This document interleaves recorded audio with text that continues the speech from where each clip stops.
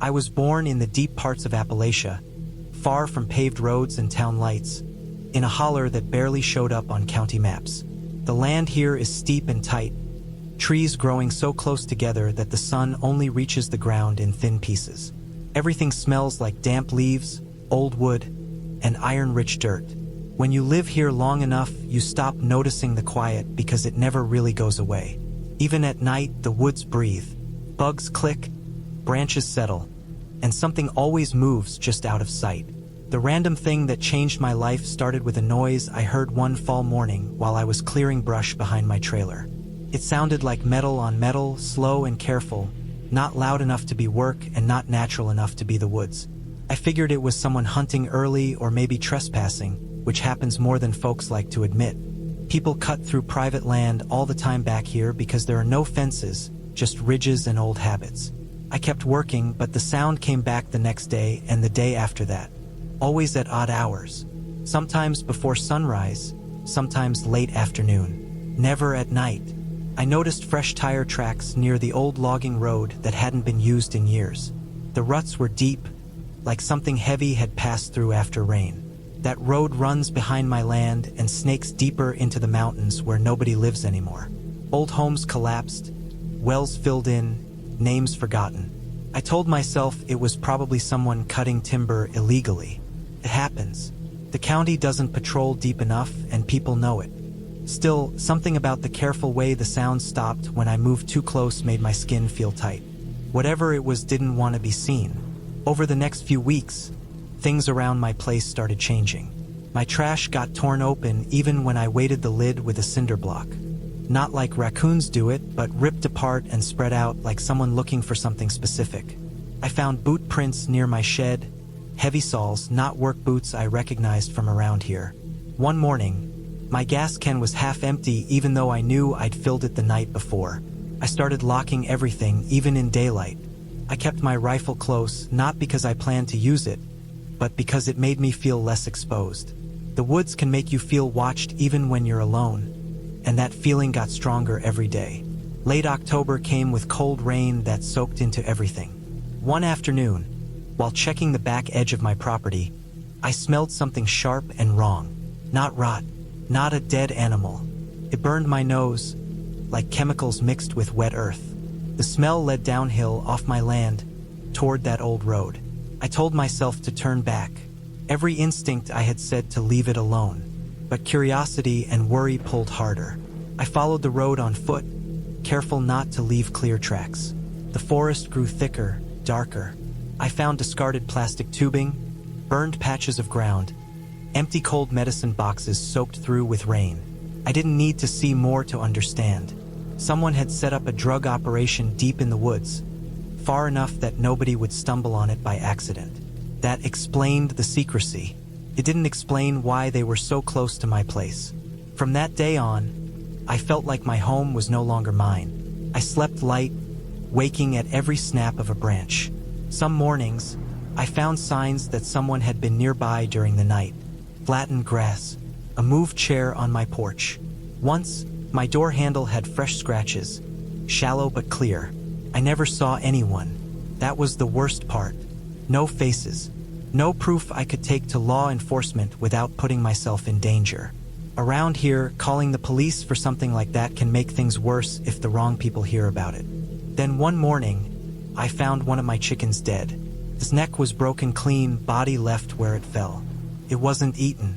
It wasn't dragged. Felt like a warning. I stopped going outside after dark. I stocked food and water. I kept my lights off at night so my trailer wouldn't stand out against the woods. The silence changed. It wasn't peaceful anymore, pressed in, heavy and close. A week later, I heard the metal sound again, closer than ever. Came from the direction of my shed. Slow footsteps followed, careful and unhurried. Whoever it was didn't think I was awake. I stayed still. I didn't reach for the rifle. I focused on breathing quietly, listening. The steps stopped just outside my door. I could hear fabric brushing against wood, the soft clink of something being set down. The smell of chemicals drifted through the thin walls. After a long time, the steps moved away. In the morning, I found a plastic jug by my door, filled with cloudy liquid and sealed tight. No note, no markings, just a message without words. I understood it clearly. They were telling me they were here, that they knew where I lived, and that they wanted me quiet. I didn't touch the jug. I used gloves to move it far from my home and buried it deep in the woods. Then I packed what I could carry and left that same day. I didn't tell anyone where I was going. I stayed with a friend 2 counties over, watching the news, waiting for something to happen. A month passed, then another. Finally, reports came out about a large drug operation discovered deep in the mountains after a fire broke out. Several structures burned. Multiple arrests were made. They never said exactly where it was, but I knew. When I returned to my land, everything felt different. The woods were quieter in a way I hadn't felt before. The smell was gone. The tracks stopped. My shed was untouched. My home stood the same, but I wasn't. I sold the land within the year, took a loss and didn't care. Some places hold onto what happens in them. Deep Appalachia doesn't forget. It just waits.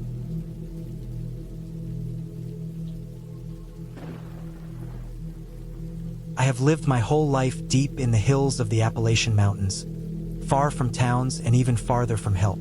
My house sits in a narrow hollow where the sun does not reach the ground until late morning. Trees crowd in close on all sides, thick oak and poplar, their roots pushing up through the dirt like knuckles. The land here feels old and heavy.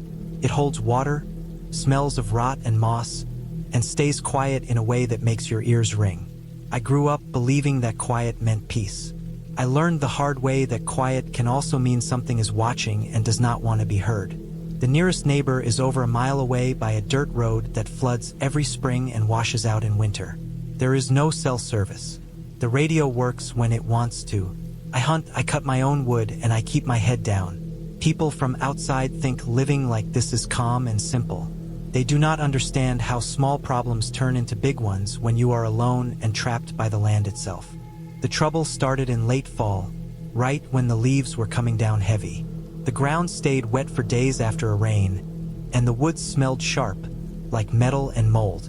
I noticed small things at first. My trash bags were torn open even though I had weighted the lid with a cinder block. Deer will do that, but this was different. The bags were dragged uphill, not downhill. I found deep boot prints near the edge of the trees, half filled with rainwater. They were too big to be mine. I told myself it was a hunter passing through, someone careless with where they stepped. I wanted that to be true. A week later, my trail camera went missing. I had set it near a game trail behind my shed, strapped tight to a tree. When I went to check it, the strap was cut clean, not chewed or broken. The camera was gone. In its place was a small pile of cigarette butts pressed into the mud. I do not smoke. Nobody I know smokes. That night, I locked my doors earlier than usual and slept with the lights on. Living out here teaches you to notice sounds. Wind has a pattern. Animals move with purpose. Human movement is sloppy. One night, around 2 in the morning, I heard slow steps in the leaves behind the house. They stopped when I held my breath. When I moved, they moved. No rush, no panic, just patience. I stayed still until my legs cramped and my mouth went dry. Eventually, the steps faded back into the woods. I did not sleep after that. Days passed, and nothing happened, which made it worse.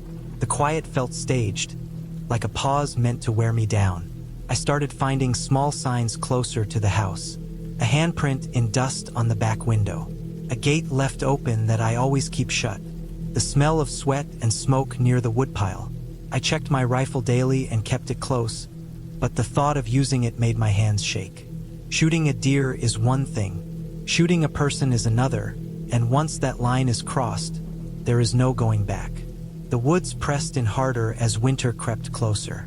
Fog settled low in the mornings, thick enough to hide the trees 30 feet out. Sound did not travel right in the fog. Everything felt close and far at the same time. One afternoon, I came back from checking traps and found my front door unlocked. I knew I had locked it. Inside, nothing looked taken. Drawers were open, my pantry shelves disturbed. Someone had eaten from my food. Not much, just enough to tell me they felt comfortable doing it. On my kitchen table was a folded piece of cardboard torn from a box, placed dead center like it mattered. There was nothing written on it, just the message that someone had been there and wanted me to know. That night, I did not stay in the house. I took my rifle, a flashlight, and my coat and sat in my truck down the road with the engine off. The cold crept in fast, but fear kept me awake. Around midnight, I saw a faint light move near my place. It blinked on and off, slow and careful. Someone was using a flashlight the way hunters do when they do not want to be seen.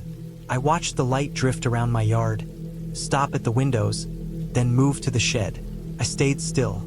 If they knew I was gone, they might search for me. If they thought I was home, they might leave. The light disappeared, and after a long time, I heard the engine of an ATV start somewhere deeper in the woods. It did not sound like it was on a trail. It sounded like it was cutting straight through brush, not caring about noise. I waited until dawn before going back. My shed door was open. Tools were missing. The lock had been forced, not broken by weather or animals. Clean human damage. I knew then that this was not a one-time thing. Someone had found my place and decided it was easy, remote, quiet, a spot where rules feel far away. I considered leaving, but leaving is not simple when this land is all you have. Winter was close, roads would soon ice over, and my money was tied up in this place. I told myself I could handle it. I had to. The next weeks blurred together into a stretch of constant alert. I slept in short bursts. Every sound snapped me awake. I kept lights off at night and moved around slow. I set up makeshift alarms with fishing line and cans around the house. One evening, just after dark, one of the lines rattled.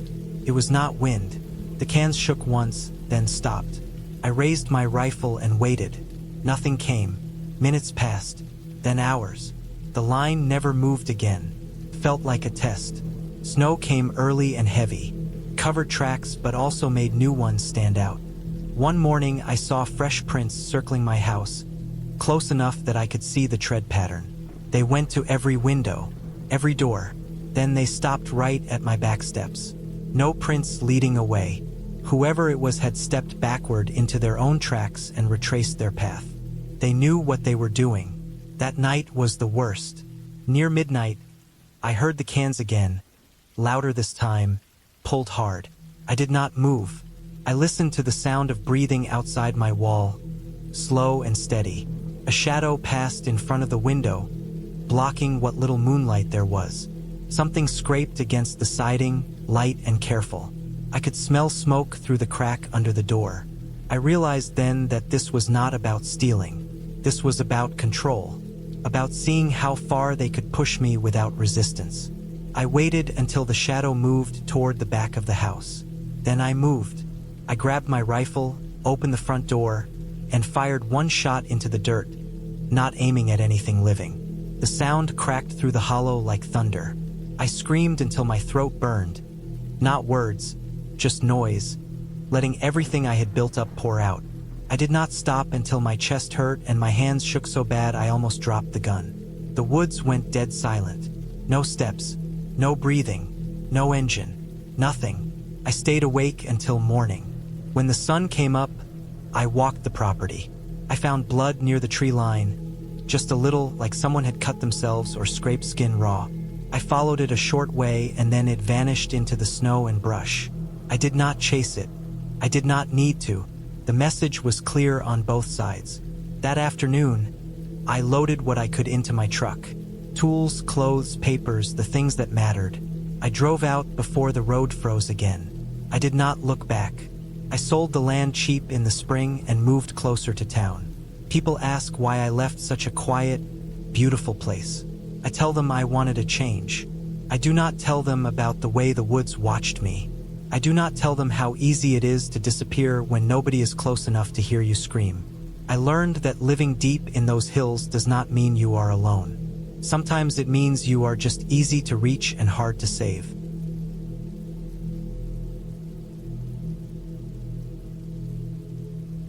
I grew up in the hollers of deep Appalachia, the kind of place where the roads are narrow dirt tracks lined with thick trees that blot out the sky, and the nearest neighbor is miles away. The kind of place where the mountains press in from every side, and the wind whistles through the ridges like it knows every secret you've ever had. Living there wasn't always easy, but it was quiet and I liked quiet. Until that summer, when the quiet turned into something heavy, almost alive, and I learned just how lonely the holler could make a person feel. It started the day I went to check on the small patch of corn I had planted near the edge of our property. The summer heat was already brutal, the sun beating down through gaps in the pine canopy, making the dirt trail under my boots dry and dusty. I had my old rifle slung over my shoulder. It wasn't often I needed it, but coyotes and the occasional bobcat sometimes wandered close, and the holler has its dangers even without people. I kept expecting to hear the familiar crack of twigs or a deer moving through the brush, but that day the forest was unnervingly still. I walked deeper than usual, to a small clearing where the corn had started to grow taller than my waist. I knelt to inspect it, brushing the dry leaves between my fingers, when I noticed something strange on the ground tracks. They were human-sized, but the footprints weren't like any work boots or sneakers I knew. They were wide, flat, and the toes seemed to drag slightly, like whoever or whatever made them had been walking barefoot. They led from the tree line straight toward my corn, stopping abruptly at the edge of the clearing. My stomach turned. I had lived here all my life, and I knew enough to respect the unknown. But a strange set of tracks in the middle of July didn't sit right. I followed the tracks a few steps, thinking maybe someone had trespassed. I half expected to find another person, maybe a hunter or a local kid trying to scare me. But the deeper I went, the more I felt the holler closing in. The trees pressed closer, their roots twisting above the dirt, and the sun became a weak glare through the dense canopy. The tracks stopped at a fallen log, and when I looked beyond it, I saw something that froze me on the spot. It was a small campsite, crudely set up, with a fire pit that had been used recently. Smoke still lingered faintly in the air. There was a makeshift lean-to, just a few branches leaned together, covered with leaves and tarps. A torn backpack lay beside it, and scattered around were cans of beans, some empty bottles, and a pair of shoes that looked like they'd been stolen from a thrift store. I didn't know anyone in the holler who would live out here in the summer like this. Usually, people only ventured this deep for hunting or hunting season, and they didn't make a mess like this. I stayed back, crouched behind a thick pine, trying to figure out what to do. My instincts screamed to leave, to get back to the house, but part of me was curious. Someone or something was living here, hiding in the woods. That in itself was unsettling, but what really got under my skin was the evidence of movement. There were small scraps of fabric dragged into the forest, broken twigs that suggested someone had been watching me even before I noticed them. I decided to circle back, keeping a wide berth from the clearing. By the time I reached a ridge overlooking my property, the sun was starting to sink behind the mountains, the shadows long and jagged across the holler.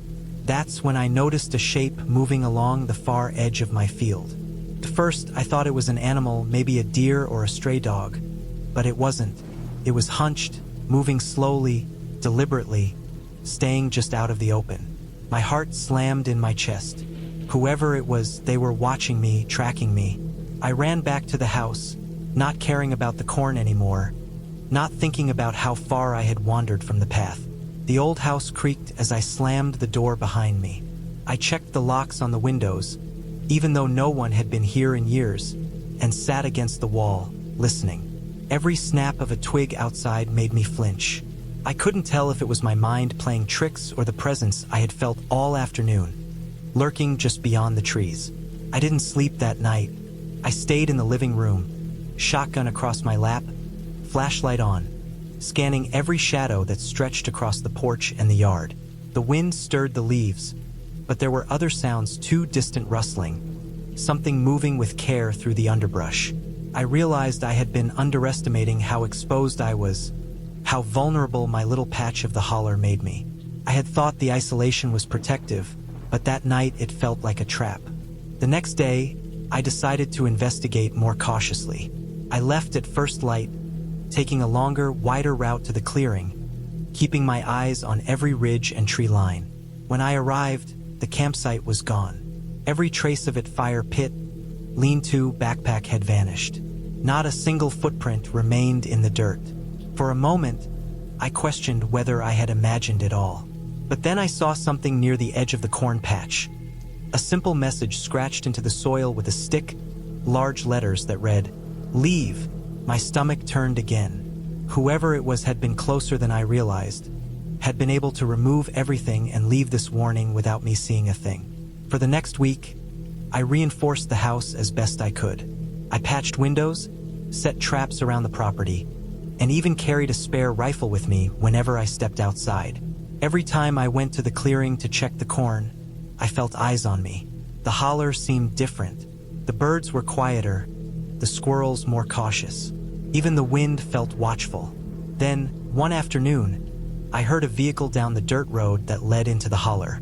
It was old, rusty, and sounded like it had been patched together from scrap metal. It moved slow, almost deliberately, until it stopped near the base of the ridge above my house.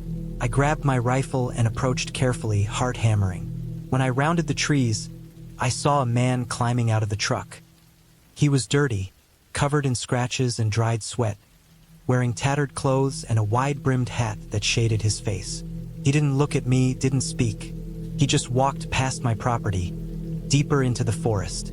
I followed at a distance, keeping low. He disappeared into the woods, and when I finally dared to go back to my clearing, I found something I hadn't expected. He had left supplies, cans of food, a blanket, a small pot. It was an odd gesture, but the worst part was that he had cleared a small area for me to see, as if marking territory or maybe trying to communicate something. My fear turned into something else, caution mixed with understanding. Whoever this man was, he had been living off the grid for months, maybe years, and he didn't want to be found, but he also didn't want to harm me. The holler had taught him that anyone alone could either be a threat or a friend, depending on how you approach them. After that, I realized something important. The holler was harsh, but it was also honest. It didn't hide its dangers, and it didn't forgive mistakes. I had been scared, but the fear had taught me to respect it, to move carefully, to notice the smallest details that could mean life or death. I never saw the man again, though sometimes I found small markers in the woods and a arranged pile of stones. A stick leaned against a tree just enough to let me know I wasn't entirely alone. And slowly, I stopped feeling hunted and started feeling aware, attuned to the rhythm of the holler. The summer ended, and the corn grew tall and healthy. I harvested it with a careful eye on the woods, and though I never forgot the tracks, the campsite, or the message in the soil, I learned something deeper. Survival in Appalachia isn't about bravery or strength. It's about noticing the world around you, respecting it, and understanding that some things are better left alone until they're ready to reveal themselves. The holler had scared me, yes, but it had also taught me how to live within it. And in the end, that was worth more than any fear I felt.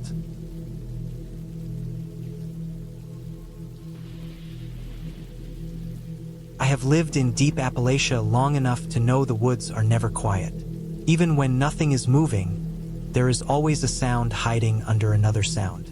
Wind in the trees, water far off, bugs rubbing their legs together, something cracking under its own weight. Silence does not exist out here. I learned that early, and I learned to respect it.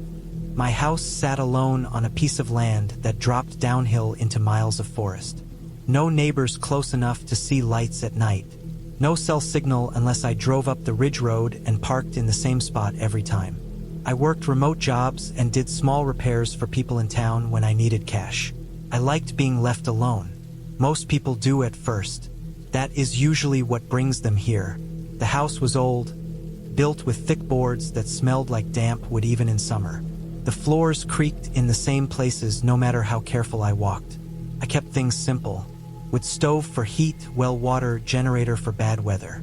I locked my doors at night, not because of stories or fear, but because it made sense. Out here, help is not close, and problems do not come with warnings. The woods behind my house were steep and dense.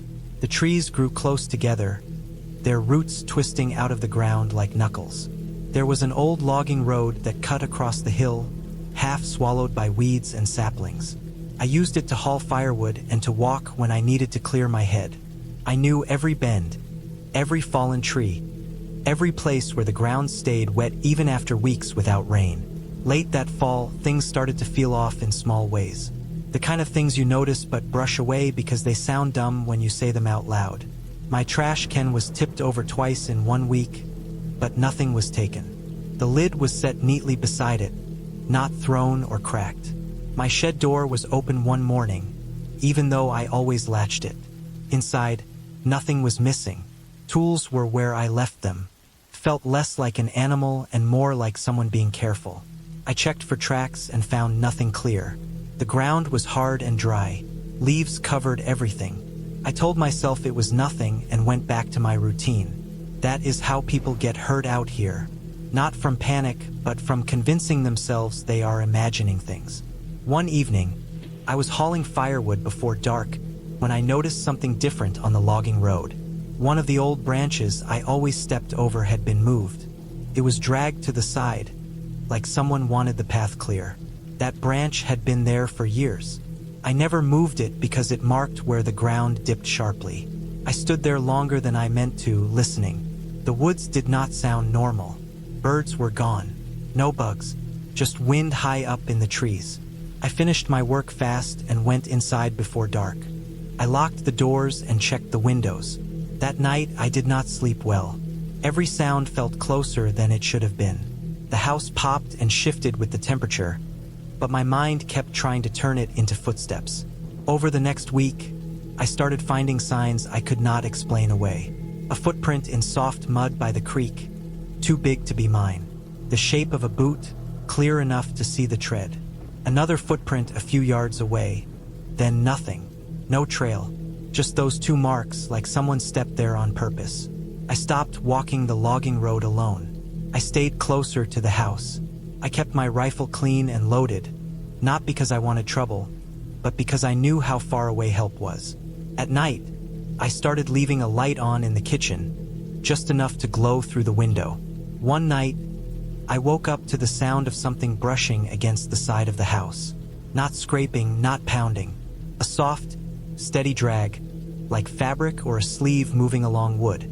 I lay still and listened. My heart was loud in my ears. The sound moved from one end of the wall to the other, slow and deliberate, then stopped. I did not look out the window. I did not turn on a light. I stayed in bed until morning, staring at the ceiling, counting every breath. When the sun finally came up, I went outside. On the side of the house, near my bedroom window, there were faint marks in the dust. Long, uneven lines like fingers or something wrapped in cloth. That was when fear stopped being a thought and became a weight. Something heavy that sat in my chest and did not move. I decided to leave for a few days and stay in town. I packed a bag and locked the house tight. Before I drove away, I walked the edge of my property. Near the tree line, I found a small pile of things placed carefully on a flat rock. A broken lighter, piece of rope, a scrap of fabric that looked like it came from a jacket. None of it was mine. I did not stay in town long. The noise and people made it hard to think.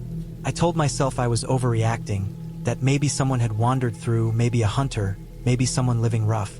But deep down, I knew this was not random. Someone had been watching my place long enough to learn my habits. When I came back, the house felt wrong the moment I opened the door. The air was stale in a way that did not match how long I had been gone. I walked room to room slowly. Everything looked the same until I checked the back bedroom I used for storage. One box had been moved, just a few inches. Inside, nothing valuable. Old clothes, papers, junk. Someone had gone through it and put everything back. That night, I did not turn off the lights. I sat at the table with my rifle across my lap, listening. Hours passed. Then, close to midnight, I heard it. Footsteps on dry leaves. Slow, careful, stopping often, like whoever it was new sound carried at night. The steps circled the house once, twice. I heard breathing outside the wall, shallow and controlled. I could smell sweat through the open crack in the window frame. Then the steps moved away down toward the logging road. I waited until morning again.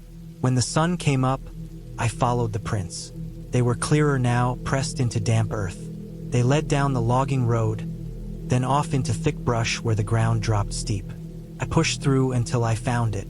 A small shelter made from branches and plastic sheeting, tucked into a hollow between rocks.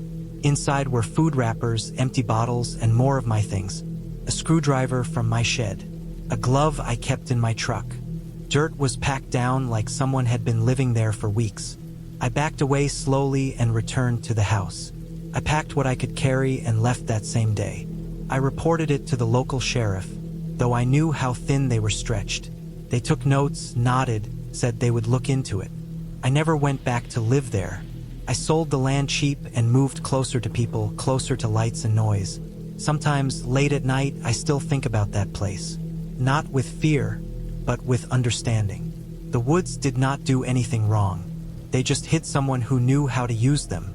Someone patient enough to watch, to wait, to move only when it was safe. Out there, the danger is not ghosts or monsters. It is people who learn your routines and see your isolation as an invitation. That is what living deep in Appalachia taught me. The land is not cruel, but it does not protect you either. And once someone decides you are alone enough to disappear, the woods make it easy for them to believe it could happen.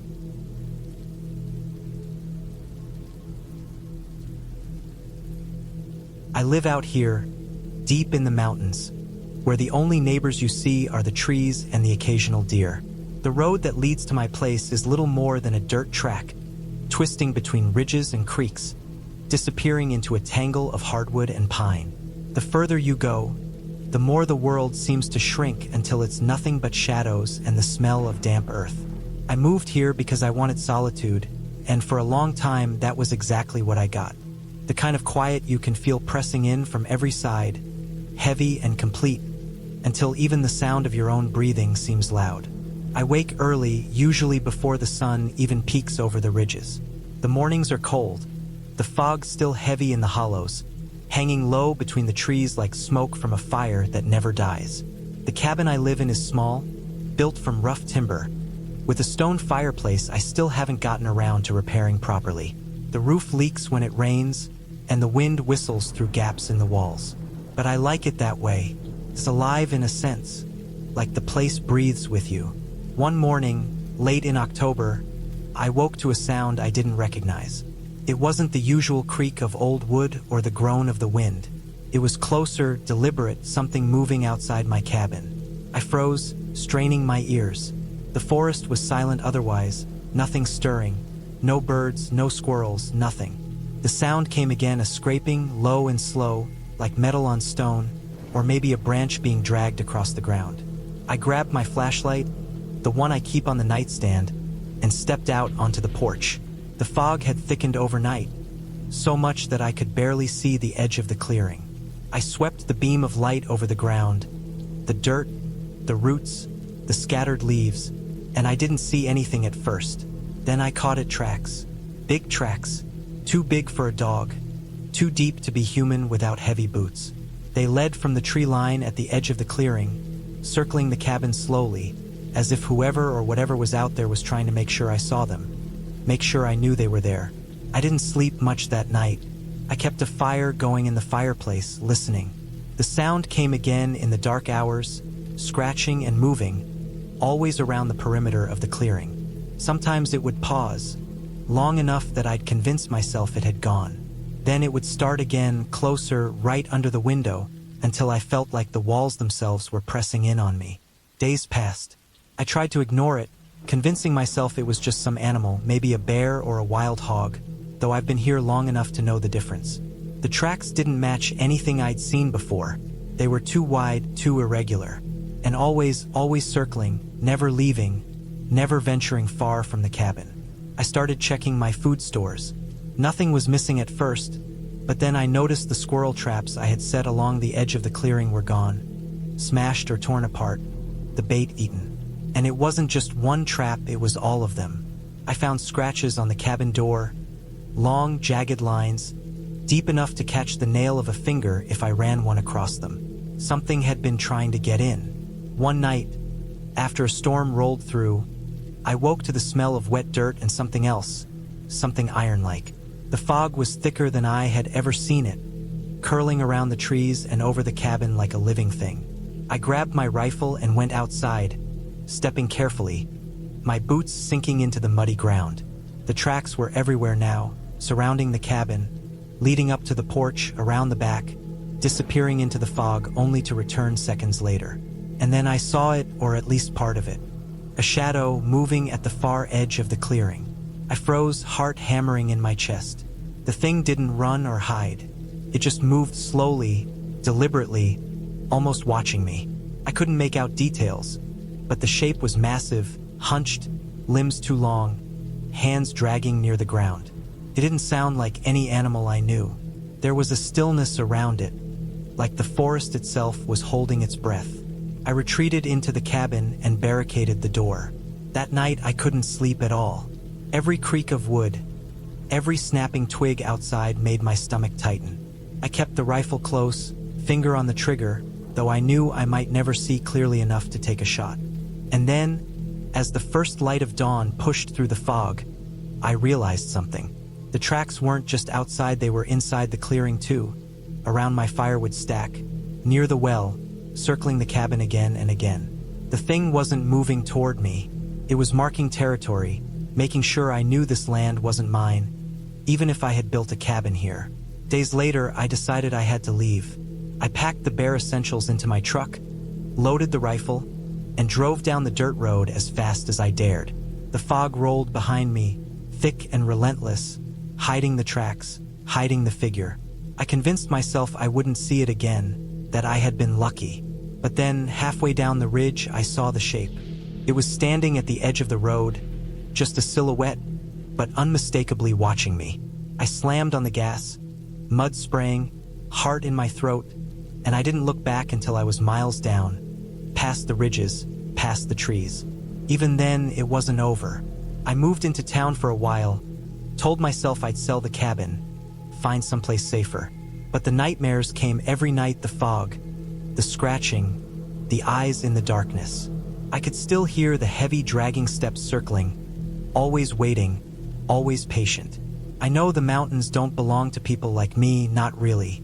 And sometimes, late at night, I swear I can still feel that presence following, circling my old clearing, keeping watch, making sure I remember who was there first.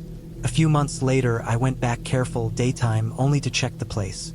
The cabin was still standing, though the roof had caved in where the storm had hit. The tracks were gone, but the ground was churned, torn up as if whatever had been circling had passed through again recently. I didn't stay, couldn't. I realized something crucial that day. Isolation isn't just loneliness out here, it's vulnerability. Out here, in the deep Appalachians, the world can feel empty and silent, but it isn't. Something is always moving just beyond sight, and it doesn't care who you are. It doesn't negotiate, it waits.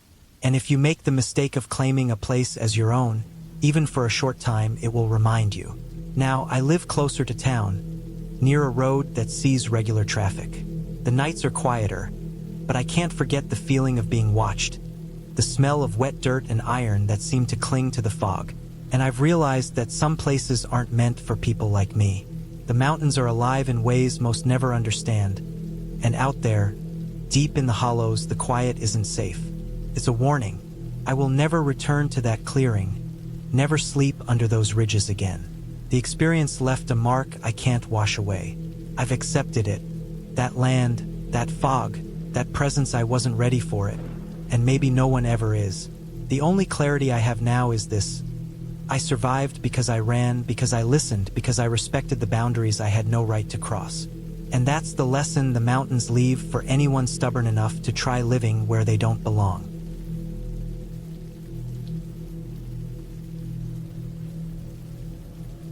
I grew up in the hollers of Appalachia, in a patch of woods so thick and tangled it felt like the mountains themselves were pressing in on you. Our cabin sat at the end of a rutted dirt road, the kind that trucks wouldn't dare drive after rain, and even my old Ford sputtered and groaned on the incline whenever I needed to get into town. The woods were everywhere, dense, dark, and silent in a way that made your skin crawl if you paid attention too long. I thought I knew those woods, every tree and creek, every slope and hollow, until that one spring night proved otherwise. It started like most nights do out there. I was getting ready for bed, and the wind was rattling the boards on the cabin like it wanted to push its way inside. I had just stacked some firewood near the back door, the smell of wet pine sharp in my nose, when I noticed something off. The woods behind the cabin, usually black and still, had movement, small, subtle shadows flitting between trees. At first, I thought it was a raccoon or a fox, something small. But then the movement got bolder, and I realized it wasn't hopping or running, it was walking. Upright. I grabbed my old hunting rifle from the corner, checked the chamber, and held it close, keeping low near the kitchen window. My heart was hammering, the kind that makes your ears ring and your hands shake. I tried to convince myself it was just a neighbor or some hiker lost in the woods, but no one came out here at night. Not unless they had a reason. And whatever was out there, I could see it stopping at the edge of the tree line, just watching. I decided I wasn't going to wait around to find out. I crept to the back door, stepping over the split logs, careful not to make a sound. The moon was half hidden by clouds, casting shadows that made every branch look like a reaching hand. I stepped out onto the porch and froze. Footprints, big ones, muddy and fresh, leading from the woods straight to the edge of the porch, then disappearing back into the shadows. My stomach dropped. These weren't animal prints. Too deep, too wide. Human. I ran back inside, bolted the door, and checked every window. I kept the rifle close, my ears straining to catch anything beyond the wind and the creaking cabin. Then I heard it. A soft, deliberate scratching at the back door. Not frantic, not like an animal trying to dig its way in, but steady, patient. My mind went to all the stories I'd heard growing up, the ones about people wandering in from the holler and ending up dead. The ones about drifters who didn't leave without taking something. I didn't sleep that night. I stayed in the living room, rifle across my lap, eyes fixed on the dark shapes of the trees. The scratching never stopped completely, just slowed and sped up like it was testing me. I started thinking about everything in my cabin I needed to protect. My food, my tools, my family's things left in the attic.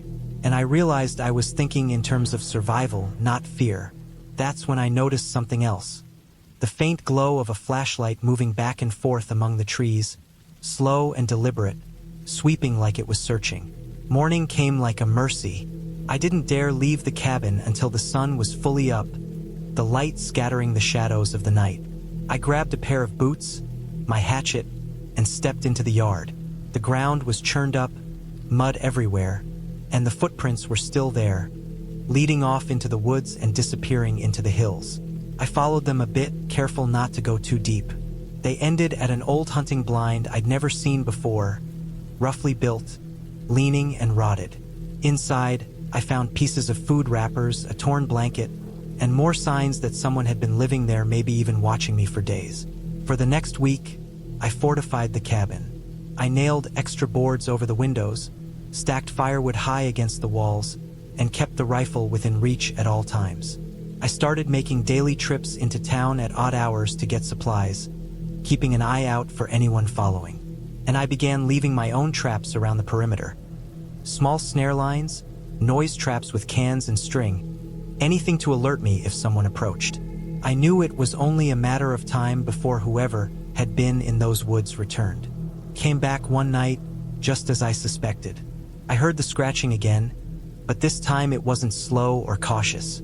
It was frantic, angry almost. I grabbed my rifle, but before I could aim, I saw a figure emerge from the tree line. A man, tall, gaunt, wearing layers of dirty clothes, mud-caked boots, and a hood pulled low. He froze when he saw me, his eyes wide and dark in the moonlight. I didn't hesitate. I raised the rifle and barked a warning shot over his head. The man stumbled back, raised his hands, and ran. Not into the woods, not away from me, but down the hill toward the creek. I stayed awake until dawn, watching the creek. By morning, the man was gone, and I couldn't see tracks leading away, just broken twigs and flattened grass heading deeper into the holler.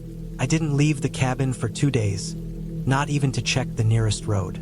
I stayed inside, fortifying, repairing, and planning. Eventually, I realized that I couldn't just live in fear forever. I couldn't let the woods, the night, or some stranger keep me from my life. I set traps in a wider radius, made sure I had plenty of supplies, and learned to move quietly when I did need to leave.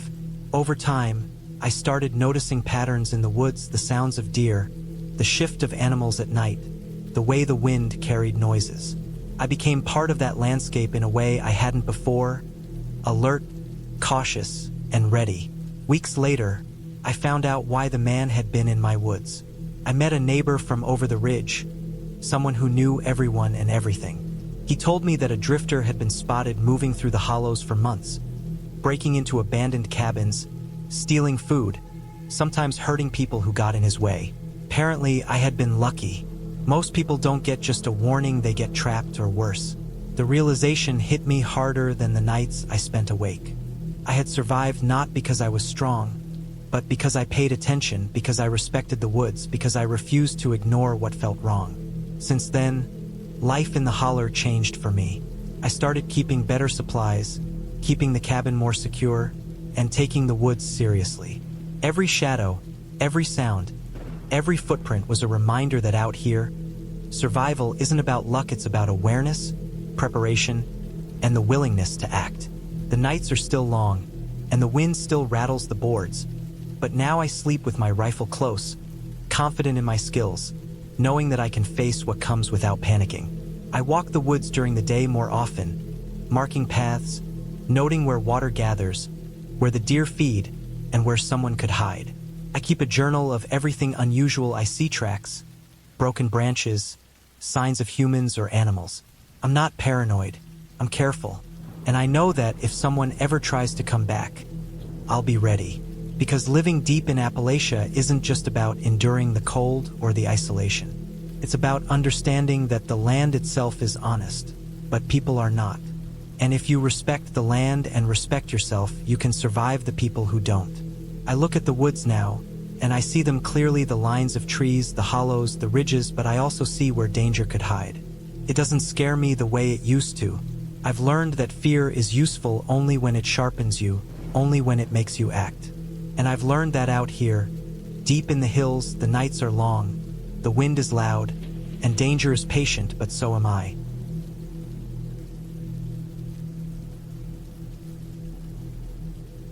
I have lived my whole life in the deep hills of Appalachia, far from towns, far from paved roads, far from help. My house sits halfway up a wooded slope where the trees grow so close together the sun only touches the ground in thin strips. The land is steep, rocky, and mean. Nothing is flat. Even standing still feels like you are leaning against the mountain. The air always smells like damp leaves, old wood, and iron from the creek that runs below my place. At night, the woods do not go quiet like people think. They breathe, crack, and move. I live alone in a small, old house my grandfather built with his own hands. It is rough-cut timber, patched over the years with whatever was available. Tin roofing held down with mismatched nails. Windows that do not sit square in their frames anymore.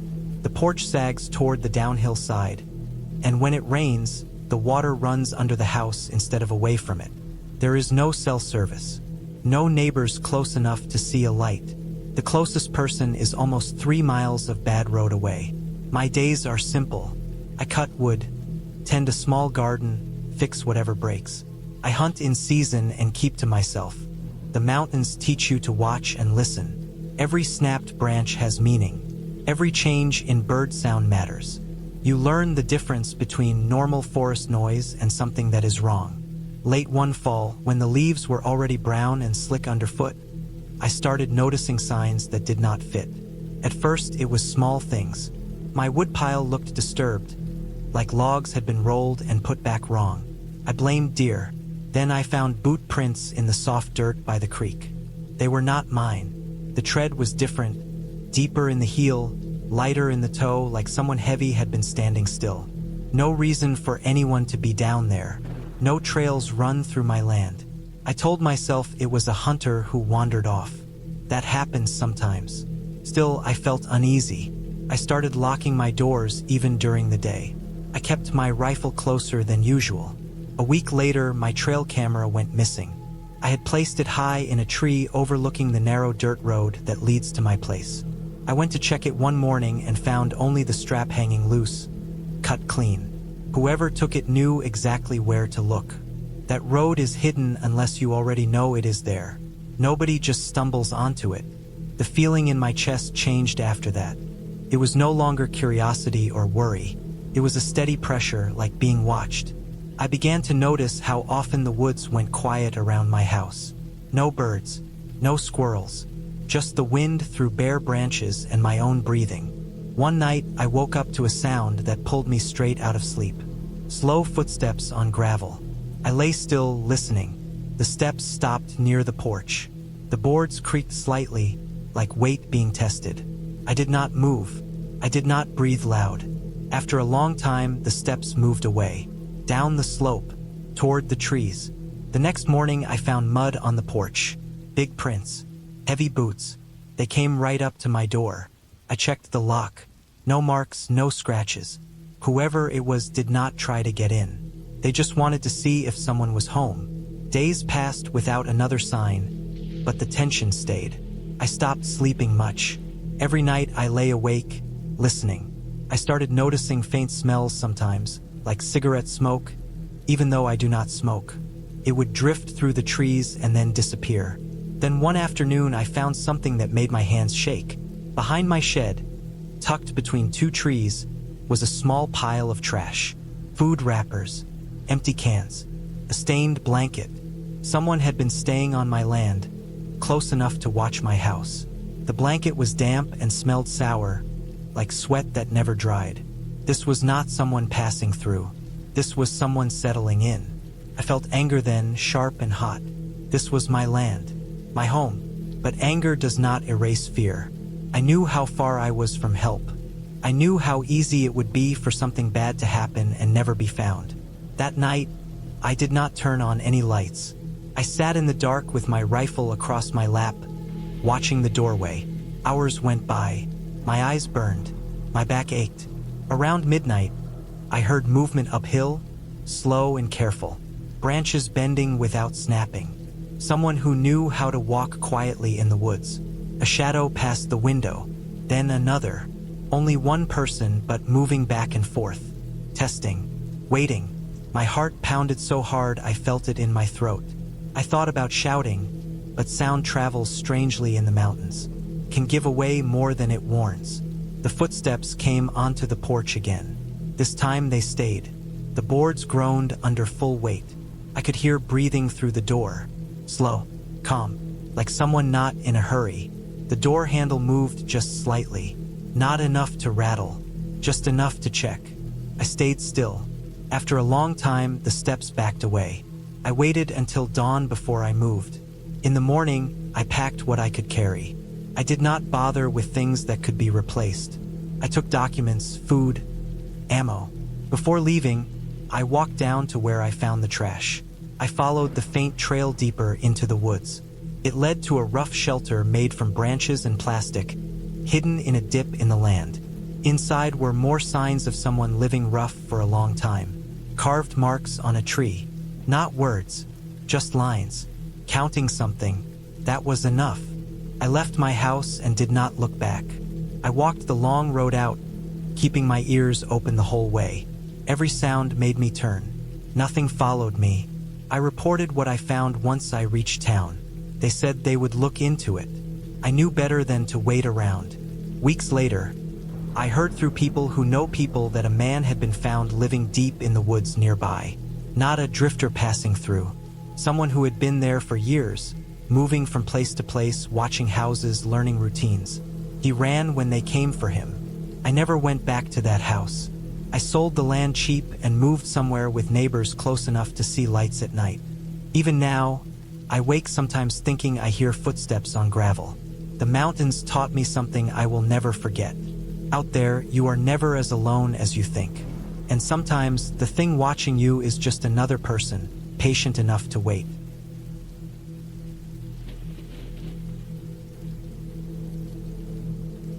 I have lived in deep Appalachia most of my life, far enough back in the hills that the road stops being paved and turns into gravel and mud. My house sits in a hollow where the sun takes longer to rise and disappears early in the afternoon. Trees crowd in close, tall and old, with bark scarred from storms and time. The air always smells like damp leaves, wood smoke, and rust. At night, the dark feels heavy, like it presses down on the roof and crawls through the cracks. I learned early that quiet out here is never empty. It is full of things moving, watching, and waiting. I live alone in a small house my grandfather built with his own hands. The boards creak when the temperature changes. Mice scratch inside the walls in winter. In summer, bugs gather around the porch light like they are trying to get inside my head. I keep a routine because routine makes things feel safer. I wake before sunrise, make coffee, step onto the porch, and listen. I listen for changes. Wind in the trees has a sound. Owls have a sound. Coyotes have a sound. When something is off, I feel it in my chest before my brain catches up. That fall had been dry, the kind of dry where leaves crunch loud under your boots and the creek shrinks into long brown pools. I started noticing small things at first. Fence wire bent down low, like something heavy had leaned on it. Mud pushed up along the bank of the creek where it looked like boots had slid in and out. I found trash that was not mine. Old food wrappers and empty cans, shoved under brush like someone thought that would hide them. Nobody had reason to be back there. The nearest neighbor lived over a mile away, and even they stayed to themselves. At night, the sounds changed. Not animal sounds. Heavy steps that stopped when I stopped moving. Branches snapping in slow, careful ways. Once, I heard metal hit rock, a dull clank that echoed through the trees. I told myself it was someone lost, someone passing through. People hunt back here, sometimes where they should not. Still, I started locking my doors at night and keeping the porch light off. Light makes you a target out here. Dark hides you better. One evening, I smelled something strange drifting through the hollow. Not wood smoke, not rot. It was sharp and bitter, like burned plastic mixed with chemicals. It made my eyes sting. I walked the edge of my property the next morning and followed the smell uphill. The ground there was torn up. Trees had been cut back rough, not clean, like someone rushed the job. I saw plastic tubing tangled in brush and a blue barrel half buried in dirt. I did not touch anything. I backed away slow, heart pounding, knowing exactly what it meant. Someone was cooking something they did not want found, and they were close enough to watch my place.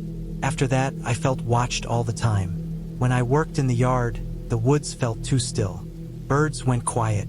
My dog, who usually slept calm on the porch, paced and growled low at the tree line. I started sleeping light, waking at every sound. One night, close to midnight, I heard footsteps come up the gravel drive. Slow, careful. They stopped near my truck. I stayed still in bed, breathing shallow, counting seconds. A shape passed by the window, blocking the moon for a moment. Then it was gone. No engine, no voices, just the crunch of gravel fading away. The next morning, I found my truck door open. The glove box had been searched. Nothing was taken. That scared me more than theft. It meant they were checking me, seeing what I had, how I lived, whether I was a problem. I knew then that staying quiet was not enough. This was not just someone passing through. This was someone settling in. I stopped walking the back trails. I kept curtains closed. I parked my truck where I could see it from the house. Days passed heavy and slow. The smell came and went depending on the wind. Sometimes it was strong enough to make me gag. Sometimes it vanished like it had never been there. My nerves stayed tight all the time. My hands shook when I poured coffee. Sleep came in short, broken pieces. One afternoon, clouds rolled in thick and low, turning the woods dark even though it was still early. Rain started hard, pounding leaves and dirt. I thought the noise might cover my own sounds, so I walked out to check the fence line closest to the creek. Halfway there, I saw fresh boot prints in the mud, deep and clear. They headed toward my house. My chest went cold. I turned back fast, not caring how loud I was. That night, the rain stopped, and fog settled into the hollow. It was so thick I could barely see the porch steps. I sat inside with the lights off, listening. Close to dawn, I heard movement again. Not careful this time. Heavy steps, quick, like someone was in a hurry. I heard something being dragged. Then a loud crack would splitting. My back door shuttered once, twice. I did not move. I did not breathe. The sound stopped. After a long moment, I heard steps running away, crashing through brush downhill. When the sun came up, I checked the door. The frame was split where someone had tried to force it. Mud smeared the wood. I knew then that this was over. I could not pretend anymore. Whoever was back there had decided I was a risk, and risks get removed in places like this. I packed what I could fit into my truck. Clothes, papers, a few things that mattered. I took pictures of the damage, of the barrels and tubing up the hill, keeping my distance. Then I drove out of the hollow, tires throwing gravel, heart pounding the whole way. I did not stop until I hit pavement. I reported everything. I showed what I found. People took it seriously. The area got searched. Later, I learned they found a full setup hidden deep in the woods, more than I ever saw. They said it had been active for months. The people running it had been watching me, waiting to see if I noticed too much. When I did, they tried to scare me off. When that did not work fast enough, they tried to get inside. I never went back to live there. The house still stands, empty, slowly being taken by weather and vines. Sometimes I think about how quiet it must be now, how the hollow probably sounds just like it always did. But I know better. I learned that the scariest things out there do not howl or glow or tell stories. They walk on two legs, they plan, and they use the dark because they understand it. I left because I wanted to keep breathing, and because some places, no matter how much you love them, can turn on you without warning.